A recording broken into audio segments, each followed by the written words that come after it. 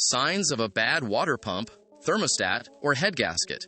How to tell the difference before wasting time and money on the wrong parts. Your engine is overheating, the temperature gauge keeps climbing, and you begin wondering if it is 1. A bad water pump, a stuck thermostat, or a blown head gasket. The problem is that all three parts, when bad or faulty, can produce very similar symptoms, including coolant loss, bubbling in the reservoir, weak cabin heat, and an engine that runs hotter than normal, just to name a few. If you guess wrong, you could replace a perfectly good thermostat, spend hundreds of dollars on a water pump, or allow a damaged head gasket to destroy the engine completely. But these problems do not act exactly the same way. A faulty thermostat controls when coolant begins circulating through the radiator. A water pump physically moves that coolant through the engine. A head gasket seals the cylinders, oil passages, and cooling passages between the engine block and cylinder head. Once you know how and what each part does and pay attention to when and where the symptoms appear, you can normally narrow down the main cause of your specific problem before ever thinking of buying or replacing any parts. So before you begin testing anything, please remember never to remove a radiator cap from a hot engine. The cooling system can remain pressurized long after you shut the engine off, and releasing that pressure can spray boiling coolant over your hands and face.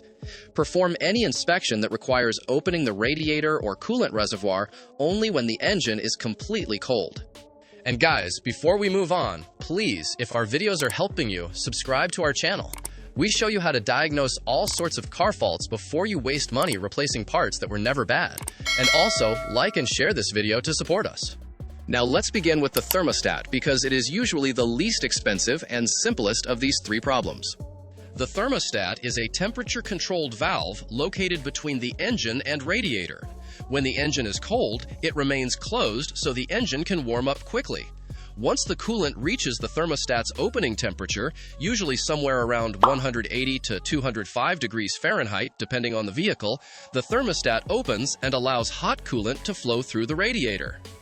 When a thermostat sticks closed, coolant becomes trapped inside the engine.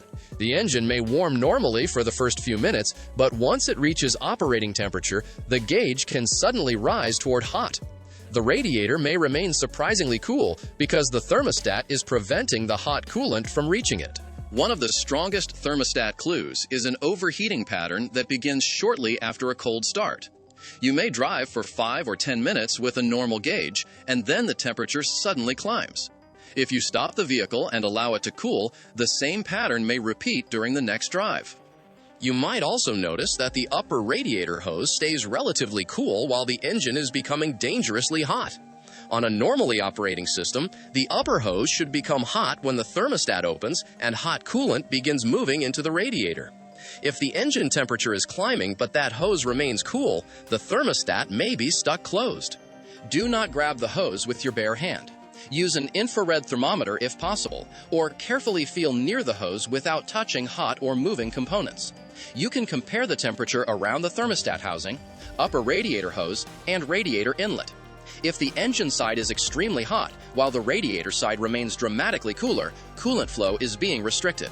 However, do not immediately condemn the thermostat just because the upper hose is cool. A failed water pump can also prevent hot coolant from reaching the radiator. A large air pocket in the cooling system can create a similar result. That is why you need to combine this observation with the other symptoms. A thermostat can also fail in the open position. In that case, the engine may take a very long time to warm up, especially in cold weather. The temperature gauge may stay below its normal position. The cabin heater may produce only lukewarm air, fuel economy may decrease, and you may receive a P0128 trouble code. A thermostat stuck open usually does not cause severe overheating by itself. Its main symptom is an engine that runs too cool. Now let's move to the water pump. This is where diagnosis becomes more important because replacing a water pump can involve considerably more labor. On some engines, the pump is mounted outside the engine and driven by the serpentine belt. On others, it is located behind the timing cover and driven by the timing belt or timing chain. You do not want to replace it based on a guess. The water pump uses an impeller to circulate coolant through the engine, heater core, and radiator. It can fail in several ways. Its seal can leak, its bearing can wear out, its pulley can become loose, or its impeller can corrode, crack, or separate from the shaft. The easiest water pump failure to identify is an external leak. With the engine cold, inspect around the pump, beneath its pulley, and around the timing cover if the pump is mounted internally. Look for wet coolant, dried white or colored residue, streaks, or crusty deposits. Many pumps have a small weep hole. When the internal seal begins failing, coolant can escape through this opening. A few drops of coolant beneath the vehicle do not automatically prove the water pump is responsible. Coolant from a hose, thermostat housing, radiator, or reservoir can travel across other components before reaching the ground. Trace the wet area upward until you find its highest point. Cooling system dye and an ultraviolet light can help reveal the source of a slow leak that evaporates before it creates a puddle. A cooling system pressure tester is even more useful. With the engine cold, attach the tester and pump the system only to the pressure printed on the radiator cap or reservoir cap. Do not exceed that rating. If the pressure falls, inspect the water pump and the rest of the system for escaping coolant. This can expose a leak without requiring you to run the engine until it becomes hot.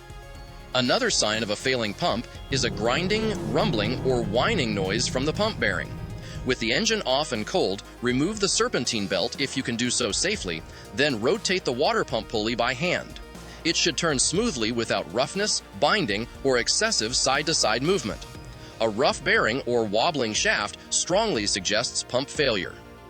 Never place your hands near the belt or pulley while the engine is running. A rotating belt can pull in your fingers or clothing almost instantly. The harder water pump failure to diagnose is a damaged impeller. In this situation, the pump may not leak or make noise. The shaft can still rotate, but the impeller inside the engine may no longer move enough coolant.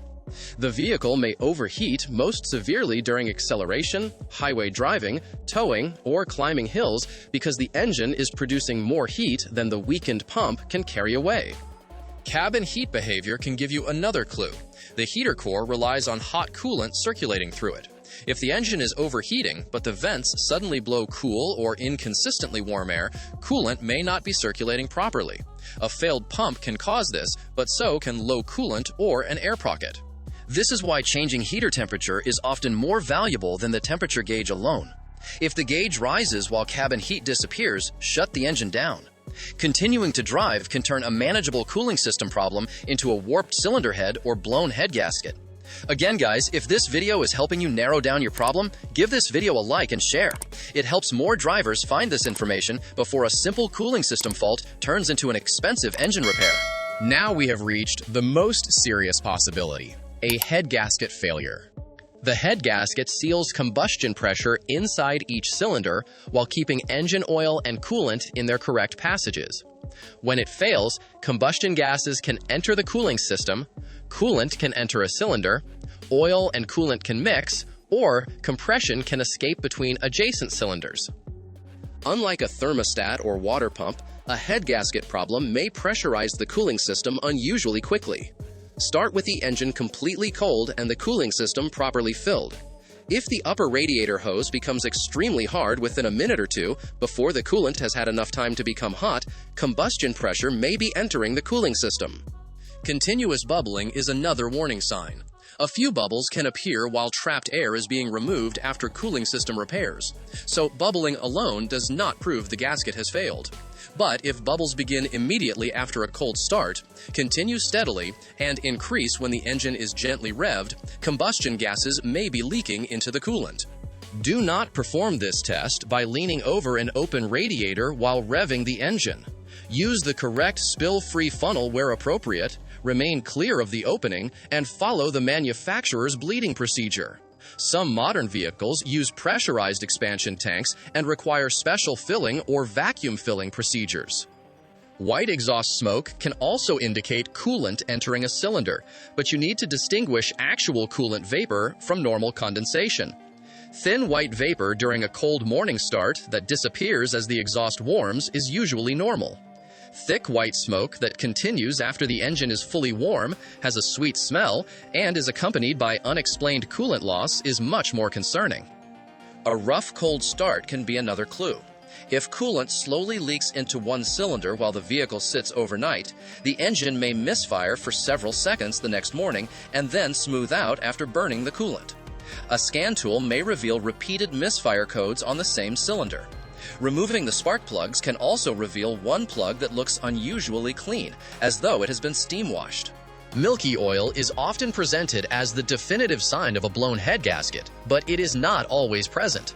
Many gasket failures allow combustion gas into the cooling system without mixing coolant and oil. Conversely, a small amount of beige residue beneath the oil cap can be caused by condensation, especially when a vehicle is driven mostly on short trips. Check the dipstick and the oil drained from the engine, not only the filler cap. Oil contaminated with a significant amount of coolant may look milky, tan, or frothy, and the oil level may rise unexpectedly. If you see this, avoid running the engine because coolant-contaminated oil cannot protect the bearings properly. The most useful DIY head gasket check is a combustion gas or block test. This tool pulls vapor from the radiator or expansion tank through a special test fluid. If combustion gases are present, the fluid changes color. Follow the tester's directions carefully because accidentally drawing coolant into the chamber can contaminate the test. A negative block test does not completely eliminate a head gasket leak. Some leaks appear only when the engine is under heavy load, and a very small leak may not release enough gas while the vehicle is idling. If the symptoms remain suspicious, a shop may repeat the test after a road test or use a 5-gas exhaust analyzer above the coolant opening. A compression test can reveal a badly leaking cylinder, particularly if two neighboring cylinders show unusually low readings. However, a small coolant side gasket leak can still produce normal compression numbers. A cylinder leak down test is generally more informative. With each cylinder positioned correctly, compressed air is introduced through the spark plug hole. Bubbles appearing in the cooling system can identify a leak between the cylinder and coolant passage. So, how do you separate these three problems without turning diagnosis into a parts cannon? Begin when the engine is stone cold. Check the coolant level in both the radiator, if it has a removable cap, and the overflow or expansion tank. Also, inspect the oil level and condition. If the cooling system is low, do not start diagnosing circulation until you locate the leak and refill and bleed the system correctly. Low coolant alone can cause overheating, weak heater output, bubbling, and misleading temperature readings. Next, scan for trouble codes and look at live coolant temperature data if your scanner supports it. Do not assume a coolant temperature sensor is accurate just because it has not generated a code. Compare its reading with the outside temperature before starting the engine. After the vehicle has been sitting overnight, coolant temperature, intake air temperature, and ambient temperature should all be reasonably close. Then, start the engine and observe how the temperature changes. If it warms normally and then climbs rapidly while the radiator remains cool, suspect a stuck thermostat or lack of circulation. If the thermostat housing becomes hot, but the radiator side remains much cooler, the thermostat moves higher on your list. If the engine overheats mainly under load, the heater output comes and goes, there is a leak near the pump, or the pump bearing is noisy or loose, concentrate on the water pump.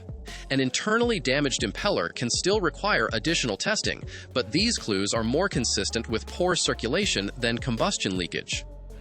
If the cooling system becomes pressurized almost immediately from a cold start, pushes coolant out repeatedly, produces continuous bubbles, loses coolant without an obvious external leak, creates persistent white exhaust smoke, or repeatedly misfires on one cylinder after sitting, test for a head gasket leak before replacing the thermostat or water pump.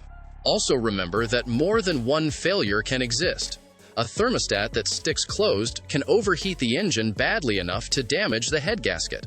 A leaking water pump can lower the coolant level, and continued driving can create the same result. Replacing the original failed part will not repair the secondary engine damage. There are also several other problems that can imitate all three failures. A weak radiator cap can allow coolant to boil at a lower temperature. A clogged radiator can restrict flow. A collapsed lower radiator hose can starve the pump at higher RPM. A failed electric cooling fan may cause overheating in traffic, but not on the highway. Air trapped after a coolant service can interrupt circulation, and on some engines, the wrong bleeding procedure leaves air around the thermostat or cylinder head. Driving conditions can help you separate these issues. Overheating, primarily while idling or sitting in traffic, points more toward a cooling fan or airflow problem. Overheating at highway speed is more consistent with low coolant, restricted flow, combustion pressure, a failing pump, or a clogged radiator. A thermostat can cause overheating under almost any condition because it may block coolant flow completely. The biggest mistake is choosing a part based on a single symptom. White smoke does not automatically mean a head gasket. A cool upper hose does not automatically mean a thermostat. Coolant near the pump does not prove the pump itself is leaking. Build your diagnosis from several pieces of evidence. Confirm the coolant level, inspect for external leaks, pressure test the system, monitor the warm-up pattern, compare hose and radiator temperatures, verify fan operation, and then perform a combustion gas test if the evidence points toward internal engine leakage. That testing order can save you from replacing the easiest part first and then discovering the engine still overheats. If you catch a bad thermostat or leaking water pump early, the repair may be relatively straightforward. But every time the gauge enters the red zone, the risk of cylinder head warping and head gasket damage increases.